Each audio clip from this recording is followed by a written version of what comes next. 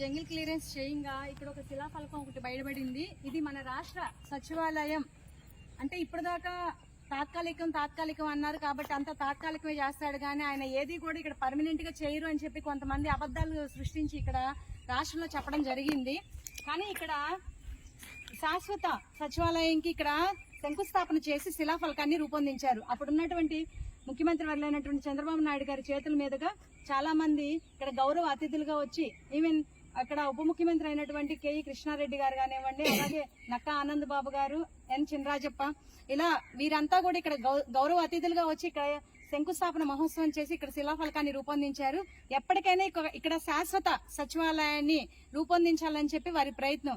తాత్కాలికంగా అంటే ప్రజెంట్ అక్కడ పని చేయాలి కాబట్టి, వర్క్ జరగాలి కాబట్టి హెచ్ఓడిస్ ఆఫీస్కి కానీ సెక్రటేరియట్కి కానీ ఇక్కడ తాత్కాలికంగా చేశారు. కానీ ఇక్కడ ఎప్పటికైనా శాశ్వతంగా ఉండేలా చేయాలని చెప్పి వారి ప్రయత్నం చేశారు. కానీ వీళ్ళు దాన్ని వేరేలాగా సృష్టించి అబద్ధాలు సృష్టించి ఇక్కడ కంపెనీ పెంచేసి అసలు ఇక్కడ ఏం లేదన్నట్టుగా చూపించారు. కానీ ఇప్పుడు జంగిల్ క్లియరెన్స్ చేసిన తర్వాత చాలా భవనాలు బయటపడుతున్నాయి. అలాగే బయటపడిన వాటిలో ఈ శిలాఫలకం కూడా ఒకటి.